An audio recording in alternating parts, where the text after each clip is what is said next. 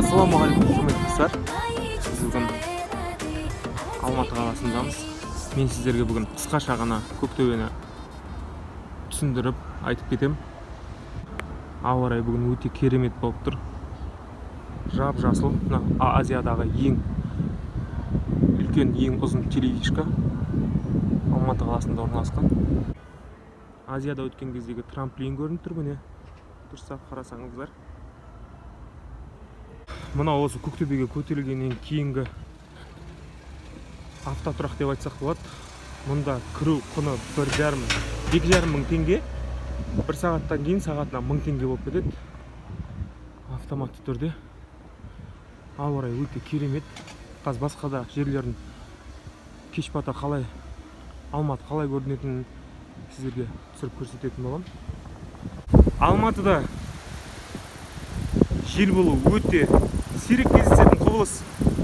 Білмеймін, Қызылордадан алып келдім ба. Мұнда жел болып жатыр. Қандай керемет, е? Қазақстан гостиницасы көрініп тұр. Дәл қасында Республика сарайының төбесі. Талай осы Қазақстанның жұлдыздарын жарыққа шығарған мекен деп айтсам да қателеспеймін.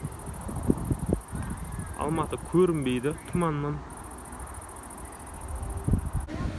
Осы Көктөбенің қақ ортасында орналасқан осындай ас ішетін керемет орындар бар. Бағаларын білмеймін, шынымды айтайын. Мына жағында канатная дорога.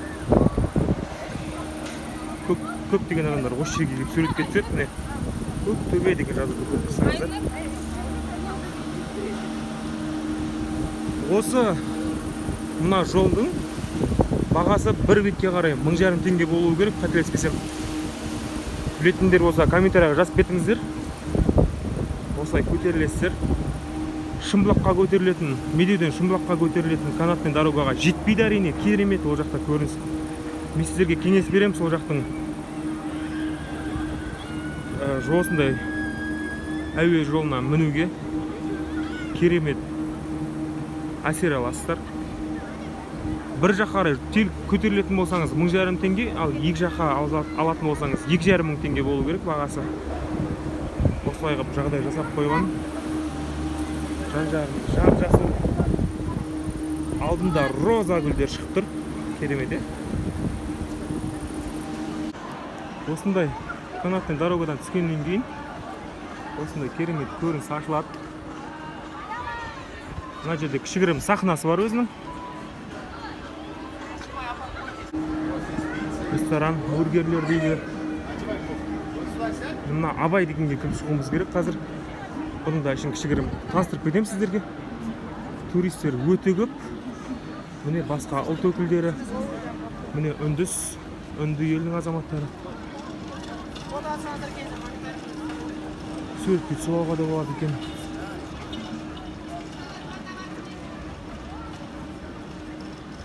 Адам өте көп. Және өте әдемі, өте керемет. Тамшылап жаңбыр да жауып тұр қазір. Көгалды жақсылап жасап қойған екен мына жақта. Қандай әдемі көрініс. Естуімше қазір, білуімше осы Қазақстанның басқа облыстарында, Түркістан облысында, Қызылорда облысында шамамен температура 45 градусты көрсетіп тұр. Ал мұнда салқын жаңбыр жауып тұр кәдімгідей. Тамшылап жаңбыр жауып тұр. Қандай керемет. Қазір жаңбыр басылды, кішкене ауа райы жақсарды. Қазір шілденің қақ ортасы. Жаз. Ал мұнда тауда әлі қар жатыр. Қандай керемет. Алланың құдіреті дейді бұны. Кемпір қосақ. Енді міне қазақи жер. Осы жерге келіп суретке түссеңіз болады. Ақысы қанша екенін білмеймін. Осылай ханым тағындай болып тұрады. Мына жерде пырақ тұр. Елтаңбаңызда пырақ. Мына жерде жеңіл тамақ жесеңіздер болады. Көптеген асханалар. Осылай алға қарай жүре берсеңіз дүкендер, магазиндер, сувенир сататын магазиндер. Неше түрлі заттар бар. Өзіңіздің руларыңыздың заттарын руға қатысты нәрсені алуға болады. Қолөнер бұйымдары. Керемет, табиғат қандай керемет. Ауа өте таза, өте әдемі. Көктөбеде егер балаларыңызбен келсеңіздер, осындай ойын-сауық кішігірім орталықтары бар. Балаларға арналған өте керемет.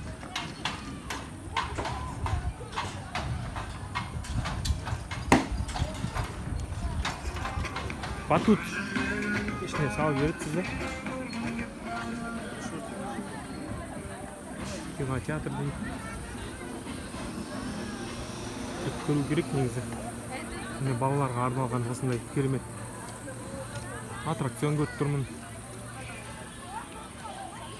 Жан-жағымыз жап-жасыл. Қыдырушылар өте көп. Үстінде осындай керемет көрінісі бар. Шамамен 500 метрде жүрдік. 400-500 метрде. Осындай тауға өрмелейтін жасап қойыпты. Үстінен көріністен айта алмаймын. Қалай болатынын көру керек болсын.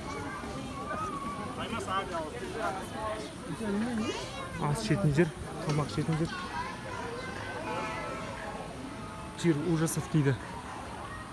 Бұл жақта қазақшада, орысшада сөйлей берсеңіз екі тілде де түсінеді. Бірақ орысша жауап беруі мүмкін. Қазақша жиі жауап бере бермейді. Мына жақта зоопарк. Артында қыз айтып қойып, әйтпесе тілінің ұшында тұрғанын айта алмай тұрғам. Артында Алматының керемет көрінісі. Қазір аспай көрсетемін сіздерге. Ақ павлин жатыр, өте керемет. Қанатын жайғанда, құйрығын жайғанда өте керемет көрініске ие болады. Мұнда тамақ берсеңіз де болады. Бағасы қанша? 300 теңгеге осындай тамақ алып берсеңіздер болады.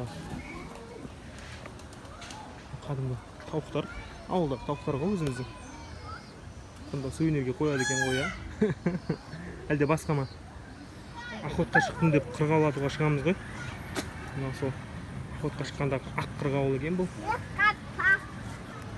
Осында жаңа құстар тұрған қатардан осылай төменге кететін жол бар екен. Алматы әп-әдем болып көрініп тұр. Ритц Карлтон деген ең ұзын Алматыдағы үй. Бизнес-центр дейміз ба, қалай айтамыз? Үйдегі ақ балапандардың орнына қара балапан қойып қойған. О, қаз. Мен мына қазды үйде асырап жатырмын негізі. Егер қойып қойсам маған ақша төлемеген үйдегі қазды. Страус екеуі жүр. Жұбымен болу керек шамамен. 80 километр сағатына қашықтықпен жүгіре алады бұл жануарлар. Кербұғы деген жануар. Үшеуі жүр екен. Кішкентай. Европалық кербұғы дейді. Мүйізі қызық-қызық. Қалай екен түсінбей тұрмын, шынымды айтсам. Ал мынау лама деген жануар. Алланы жаратқан керемет жаратылысы. Кіріп кеткенше шығай. Болмай ма? Қараша, осы жерде суретке түссеңіздер болады. Қанша бағасы? 1050 теңге. Осы шапандарды өз таңдап киеді, бүркітпен, өте керемет. 1050 теңге дейді бағасы. Дәл қасында суретке түсіруге болмайды дейді, видеоға суретке түсіруге болмайды деді. Әрине ақыл болғаннан кейін ол кісілер түсінуге болады. Зонтиктер тұр екен. Қол шатыр дей ма қазақша? Әдемі жасалған. Және достар, егер адасып кеттім деген жағдайда осылай көрсетіп қояды, қай жаққа бару керек екені жазылып тұрады барлық жерде. Адамдар өте көңілді. Егер наурыз сағынсаңыздар, қазақилық сағынсаңыздар, 6 бақан бар. Бұл да ақылы болуы керек. Көктөбеге келген кез келген адамның осы суреттен білуге болады. Битлз тобының осындай мүсіні бар, керемет. Өте әдемі жерде орналасқан. Адамдар кезектесіп суретке түседі. Қазір Көктөбенің артқы жағынан көрінісін көрсетсем. Осындай маршруттар жүреді айтпақшы. Төменге жаңағы автобуспен келіп алсаңыздар, осы Көктөбеге кіру негізі ақылы. Ал мынандай маршруттар бар. Адам басы 500 теңге ма, 400 теңге ма, сондай болу керек бағасы. Осындай маршрутқа мінсеңіздер болады. Бұл жерде барлығы ақылы енді. Мына жақта адамдар өте көп екен. Неліктен бұл жақта көп екенін қазір білеміз. Теріс қараған үй. Ең бірінші рет келіншегіммен келген болатын бұл жерге. Осында аттракцион бар.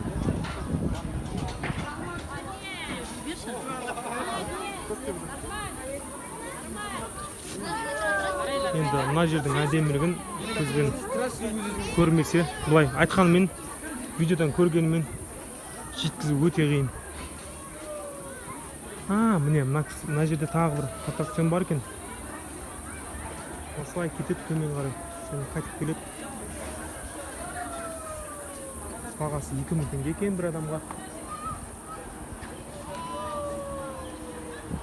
Алматының керемет көрінісі. Суретке түсетін адамдар өте көп мына жерге келіп.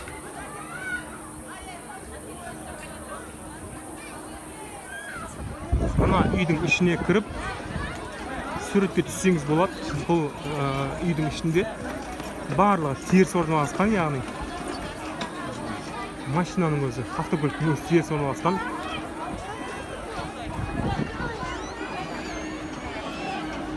Машина өте әдемі көрінеді екен. Кезекте тұрған бағанағы адамдар. Түнге таман жанады, сол кезде көрінісі өте керемет.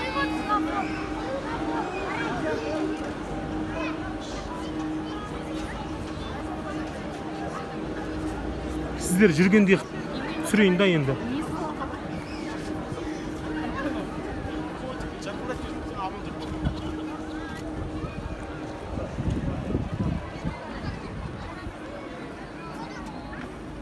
Осыдан кейін Құдай қаласа сіздер қолдау көрсетіп жатсаңыздар, Шымбұлақты көрсететін боламыз. Шымбұлақ қандай екенін, қандай қай жерлерде қыдыруға болады, қандай нәрселер бар деген секілді.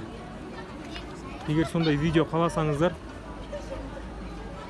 комментарий қалдырыңыздар. Және де бір Алматының мен байқаған бір минусы, ұялы телефонда сет дұрыс ұстамайды. Сет бірде бар, бірде жоқ. Кейде звонсаң бармайды. Сондай кішігірім минус бар. Осы Москваға, осы Қытайға барлығына 5G келді, осы Алматыға да келеді деген сыбыстар болған 2021 жыл. Бірақ қазір білмейміз қаншалықты ол ақпараттың рас екенін.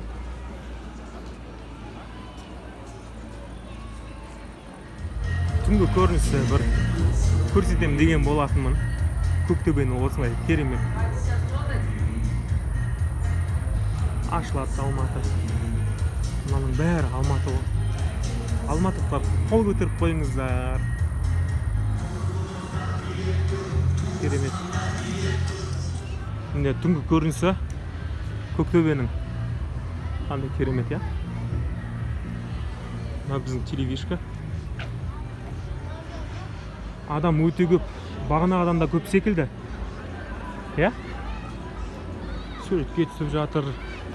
Жастар қыдырып жүр қол ұстасып. Осындай керемет бейнеге енеді біздің Алматы, біздің Көктөбе, біздің Қазақстан. Келіңіздер Көктөбеге. Осы жақта жақын арада болған кісілер болса, сізге қай нәрсе ұнады, соны жазып кетіңіз. Өте керемет. Мына жақтан шашлыктың иісі шығып жатыр.